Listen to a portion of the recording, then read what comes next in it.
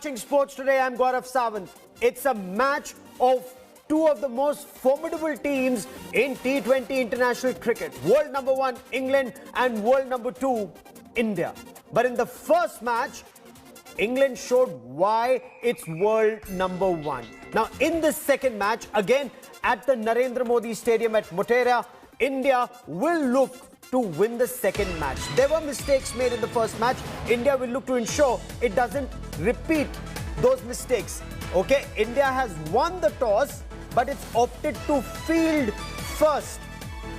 Also, Ishan Kishan and Suryakumar Yadav make their T20 international debut. So there are changes in the team.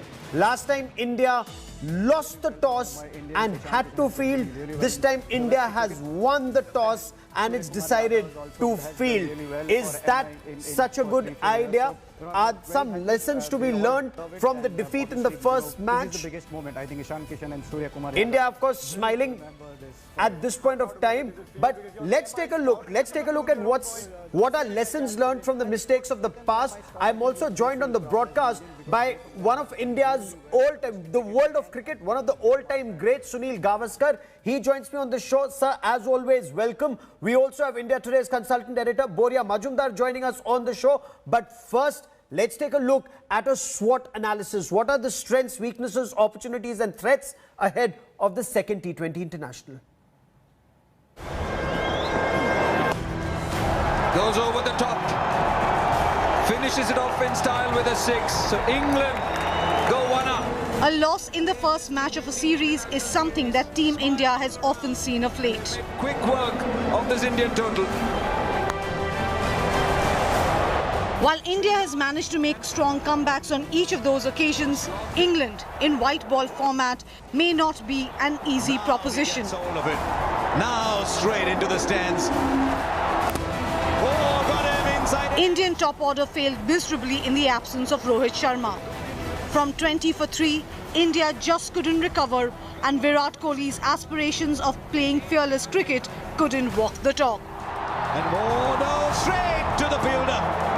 Yeah, it was just the below par batting performance from us today, and England made us pay for it. We looked to try a few things, and but having said that, as a batting side, you have to accept the conditions that are in front of you. If the pitch allows you to play those kind of shots, yes, you can be aggressive from ball 1.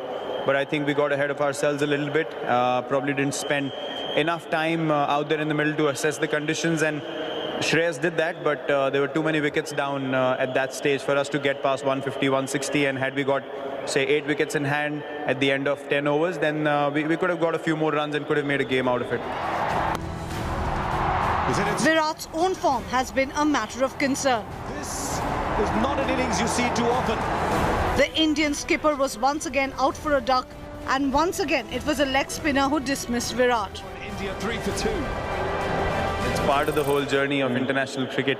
When you play for that long, will have ups and downs, and you have to accept that as a batsman. On your day, you will probably end up scoring much more for the team, but sometimes it doesn't come off. But the important thing is to keep staying true to your intent, true to your plans as a batsman, and understand and accept that sometimes the bowling team also will come out and execute their plans better than your plans. So for me, it's always been about going out there and trying to be as positive as I can. Shreyas Iyer, who would have been under some pressure with the inclusion of Suryakumar Yadav and Ishan Kishan, made the most of the opportunity but couldn't get much support from the other end. Clicked off his toes. As for the world number 1 ranked England, they batted in their usual fashion with opener Jason returning to form.